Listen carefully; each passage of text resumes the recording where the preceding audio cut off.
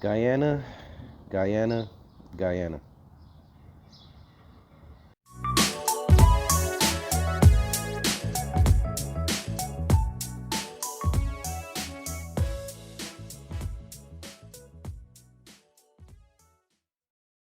Hi again, Caribbeanologists.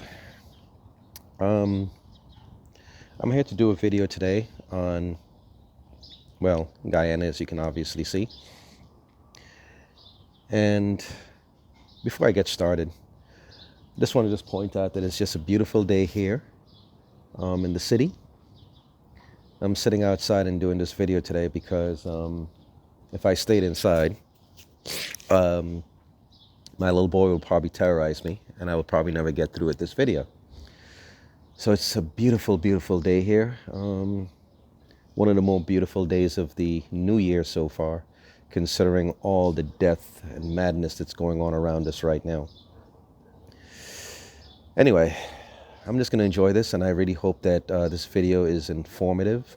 I hope that it sparks some discussion, and I know it's probably going to get some Guyanese angry at me for what I'm about to say. Some may go ahead and agree with what I have to say, but I'm just really hoping that it sparks some kind of productive discussion. Incidentally, I happen to live around, or in between, I should say, a lot of Guyanese here in my neighborhood.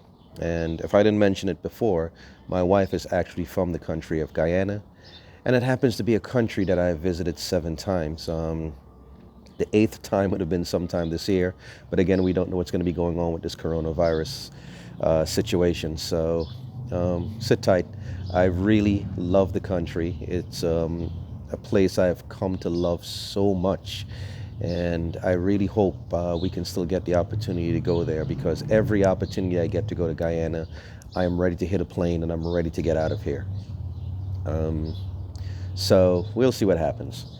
But for right now, I just want to talk about the hot mess that it is Guyana. I should say the hot mess that is Guyana. And what do I mean by that? Well, I'm going to go back and talk about some things from the past, but for right now, just want to mention the fact that Guyana doesn't even have a functioning government right now. They had their elections, couple months ago now? And they still have not determined who is the leader of the country, which party. They have 2 major parties there, the PPP, I think it's called the People's Progressive Party, and the APNU, which I don't know what that even means actually. Forgot to look it up before I came on here. But these are the 2 competing groups, and those 2 groups that I just mentioned, they're dominated down pretty much ethnic lines there. The PPP is generally made up of people of East Indian heritage, and the other group, the APNU, primarily made up of people who are of African heritage. I'm not saying that you don't have people from each group who are not a part of the other, but that's primarily how it goes. Anyway, the reason why I'm saying Guyana is a hot mess, just like I mentioned before, they haven't even determined who the leader of their country is right now. That's number 1. Number 2, prior to this, there were negotiations about oil revenue with ExxonMobil, because oil was discovered off the coast of Guyana a few years back, and they've finally gotten to the point where they're starting to now extract that oil. And they had to sit down at a table with ExxonMobil to determine how the revenue stream was going to go. And by all accounts, it looks like the Guyanese officials went into this meeting and ended up coming out with the short end of the stick. And I'm going to make a comparison to another country about that in the meantime. So in those 2 cases, it's a hot mess. The other reason why it's a hot mess, in my estimation, is the fact that when it comes to the Caribbean community, and if we're going to include Guyana, which I always do, Suriname, French Guyana, and the Caribbean chain, Guyana is the one country out of all of those islands and those 3 South American mainland countries that I just mentioned, that I would say, Suriname and French Guyana probably has these things also, but I guess they're still to be discovered. but Guyana has the most potential. It has the most resources by far. It has the most land by far. And it has a relatively small population that at least lives in the country right now. So land to people ratio, it's great. So you don't have like millions of people like Jamaica or the Dominican Republic or Haiti living in Guyana. I think their population is somewhere in the middle 700,000 on 83,000 square miles of land. In comparison, Jamaica, which has like close to 3 million people, has only 4,000 or 4,000 plus square miles of land. Same thing with Puerto Rico.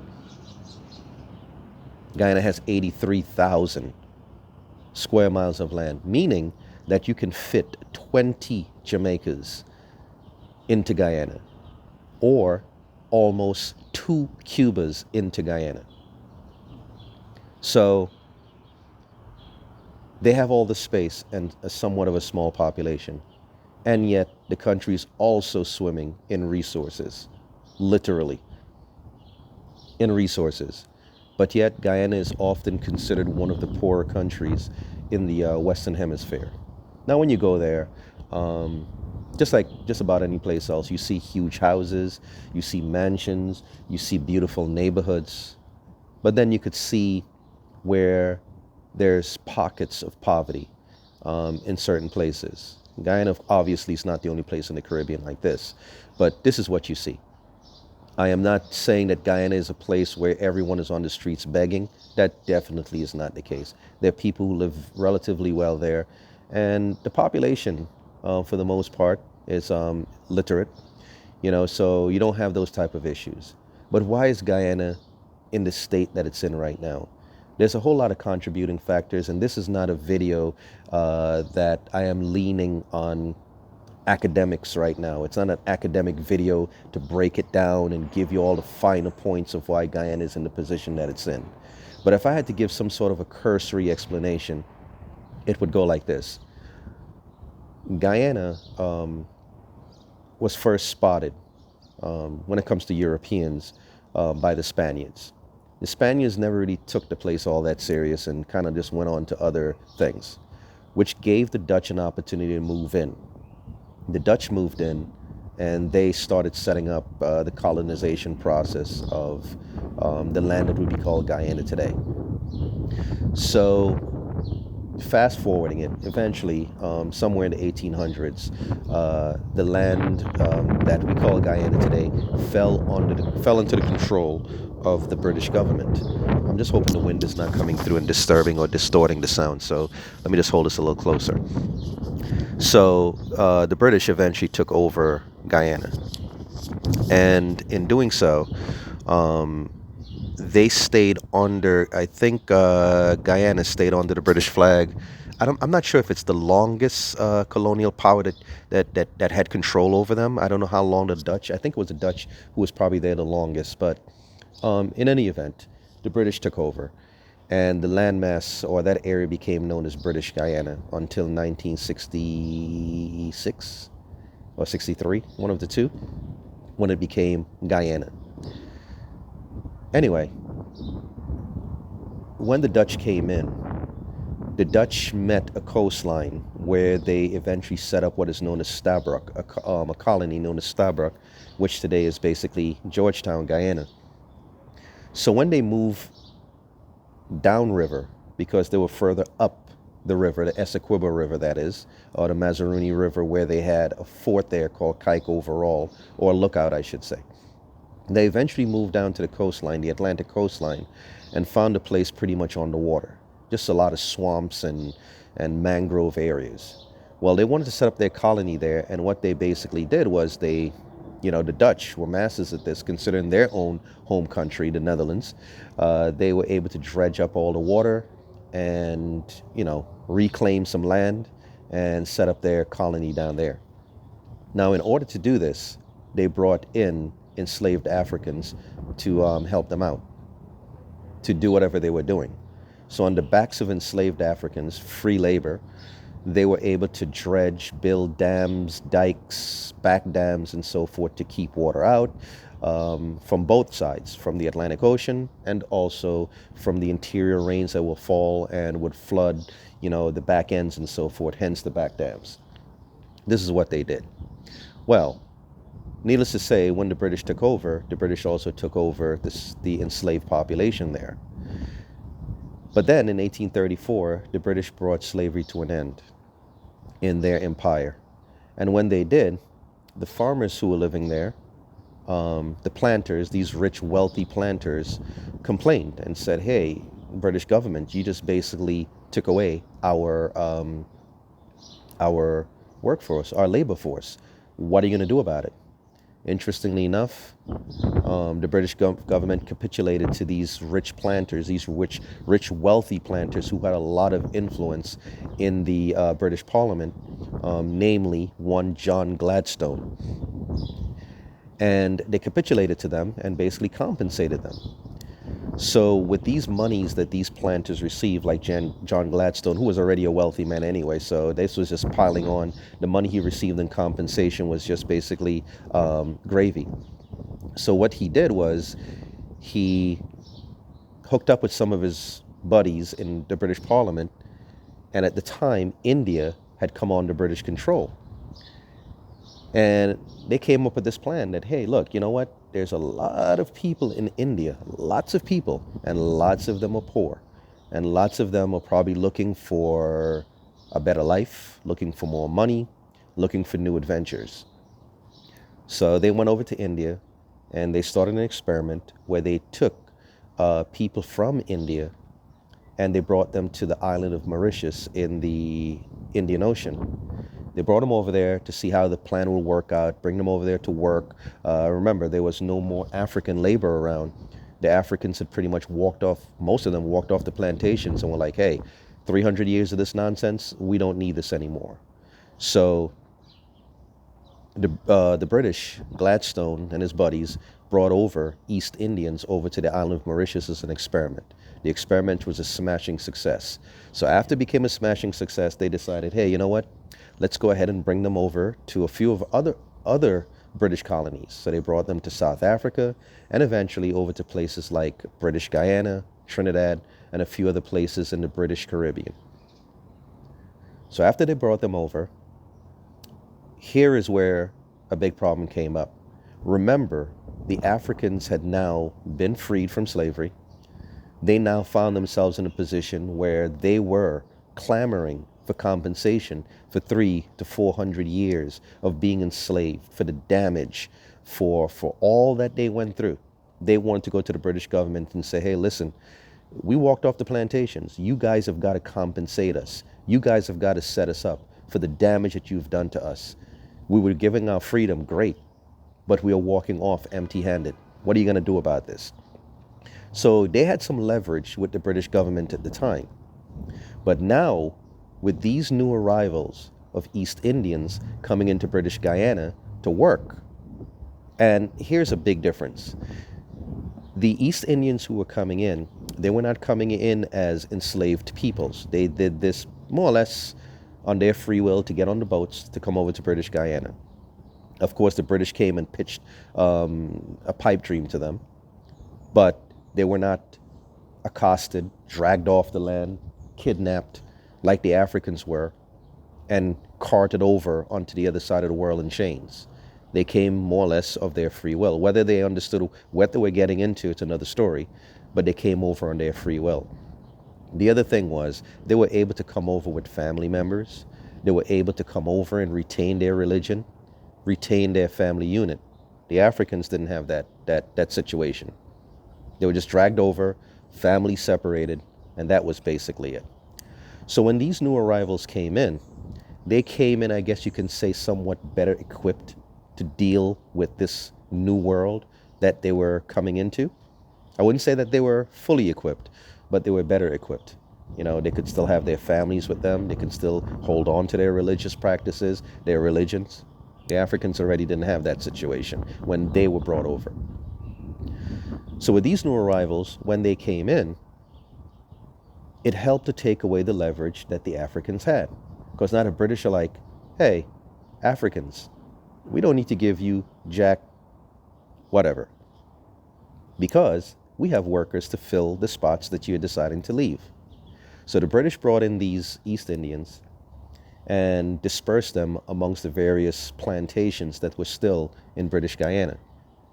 They began to work, and now you had a situation where the Africans are looking at these new arrivals and seeing that they have become a threat to them. And when I say a threat, I don't mean a physical threat, but because of their presence, because of their arrivals, now the Africans, the former enslaved Africans, just don't have the leverage they had before. Now the British doesn't have to pay attention to their argument, because they have people now to fill that labor shortage, to fill that labor gap. Now, the East Indians, the other issue was, of course, they could not speak the local language.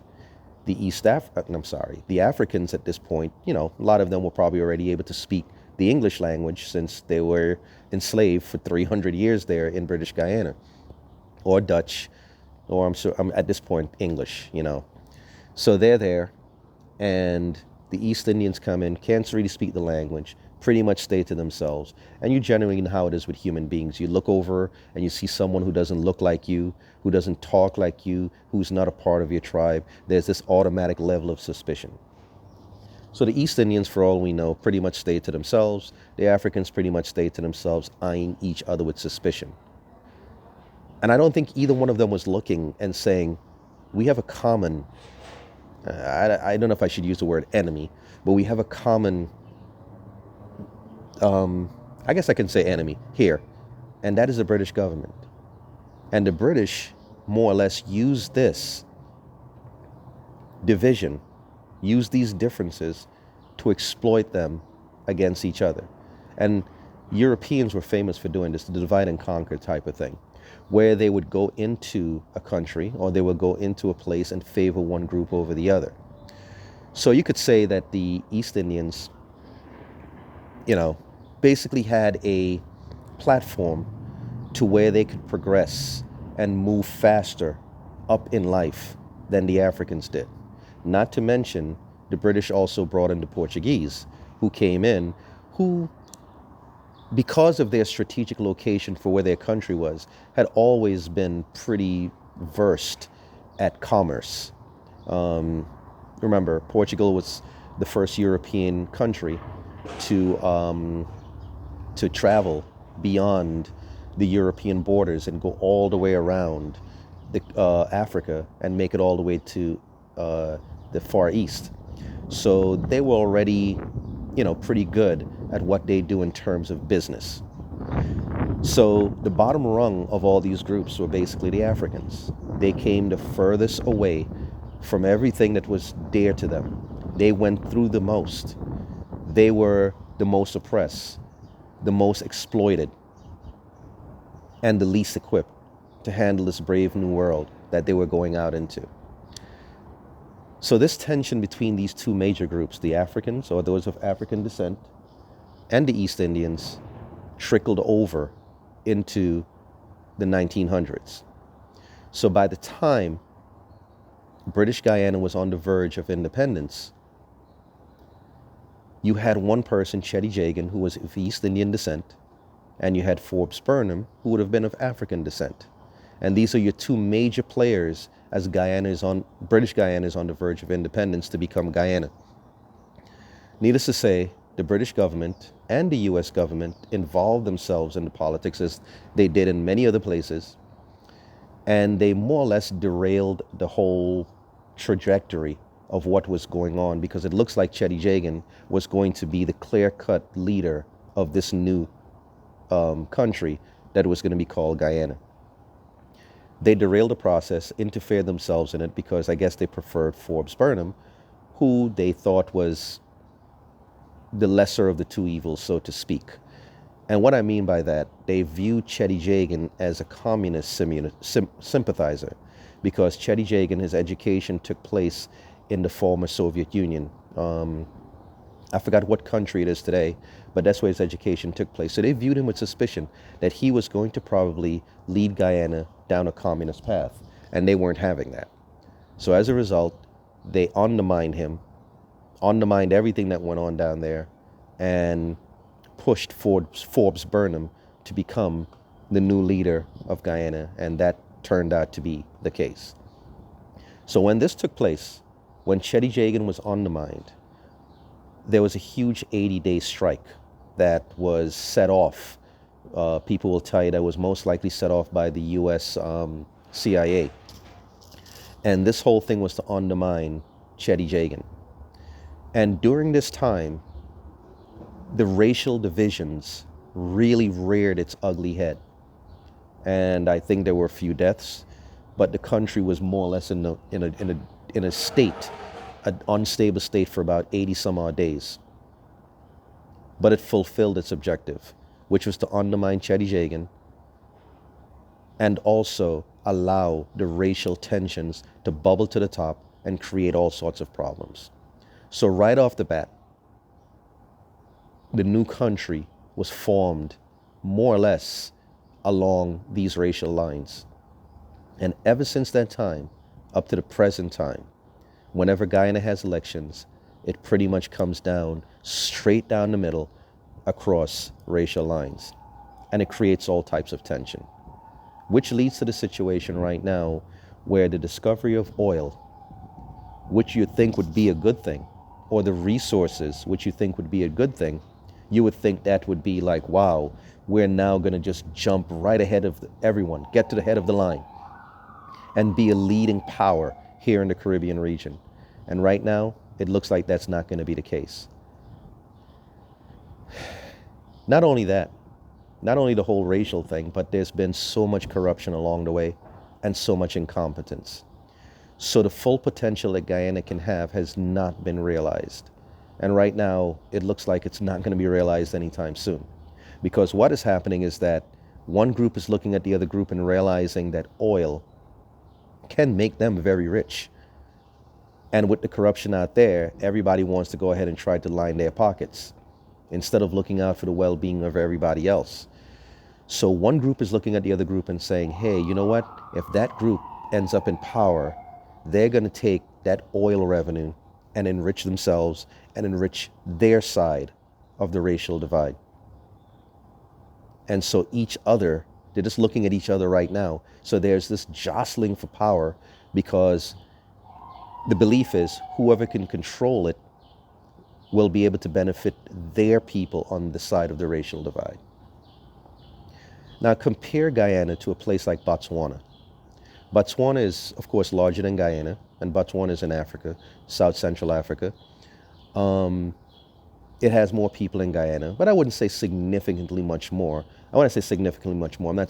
They have millions of people, but I'm not going to say like they have like 400 million people or something like that. But Botswana is a country that was similar to Guyana.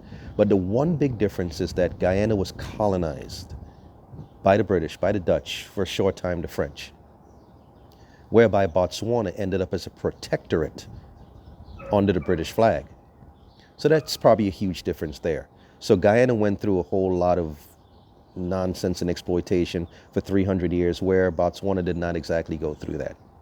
But the reason why I'm comparing it to Botswana is because Botswana also stumbled into a natural resource that they have used to benefit their country, that they have used to progress their country, that they have used to stabilize their country. Guyana has natural resources like diamonds also. They have gold. They have lumber.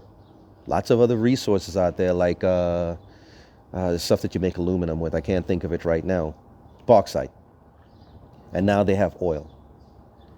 And yet the country is still teetering, I guess you can say almost on the brink of collapse, going nowhere, just spinning its wheels in the mud.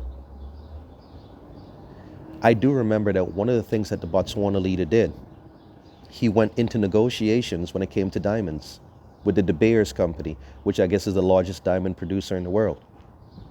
And he comes out of that meeting, or they come out of that meeting, where they are in control of 70% of the revenue. In Guyana's case, at least from what I recall, I can't give numbers right now, but it was more or less like the reverse of that. They go in and come out with the shorter end of the stick. So right now, I'm not saying Guyana is not going to get any kickback, but it's not as much as it could have possibly have been. They have no control over the production either. So what's going to happen is that even though there's oil being extracted offshore in Guyana, most Guyanese people won't see anything to do with that oil. Those ships will go there, extract that oil, and take it somewhere else to refine it. None of that will happen in Guyana. In Botswana, I think they have control over the production, and they have control over other things. So they're hands-on, which means that there are people that's getting jobs, which means that there's kickback in revenue to progress the country, to build up their infrastructure, and to strengthen their institutions. Guyana does not find itself in that situation. So right now, even though I'm not Guyanese, my wife is, I feel frustrated, and it's not even my country. I don't like the way things are going. I don't like the way things are right now. I really hope that Guyana can turn itself around because it has so much potential. And you don't want Guyana to be one of those countries that suffers from the oil curse, where the next thing you know, you have the leaders living these lavish lifestyles, and the everyday people are just still struggling and suffering, even though there's money awashed all around them. So, for my Guyanese peeps, I guess I can say, who are watching this video, please tell me what your thoughts are. Come on in. Share with me your thoughts. And one of the things that I really, really hate and I really wish would be discussed more, I sometimes wonder, I ask my wife sometimes, is it taught in school down there how both groups are exploited by the British? So that each side will understand what each other went through, and that they can look and have some empathy for the other side and come together and realize, like, wait, you know what? We're better if we're together, if we go into this fight together, if we share with each other, and if we stop looking at each other as though we're enemies toward each other. You're in this one land. The Africans, people of African descent, have been there since the 1600s. And the people of East Indian heritage have been there since the 1800s. And both groups were exploited by the British. I would just love to see them come together and understand each other's positions, where they came from, the hardships, the trial, the tears, and just come together, be one, and try to build up this country. Guyana has such a great opportunity. And the reason why I say it has such a great opportunity, 83,000 square miles and only 700,000 people. Now, of course, there's probably another 2 million living abroad, but even that, on 83,000 square miles of land. And Guyanese, they have left and traveled to other parts of the world. Bright people, doctors, teachers, nurses. They have the potential to really do something great. Like Nelson Mandela once said, that every generation has a chance to do something great. You should be that great generation. That's all I had to say on the subject right now. You guys can go down in the comment section, comment if you like and dislike. It doesn't really matter to me. Well, I would like you to like. Dislike, I'm not going to be hurt. But I would love you to come down in the comment section and please share your thoughts, okay? Don't forget to share this video and to also subscribe. I would greatly appreciate it. You guys take care. This is Caribbeanology, okay?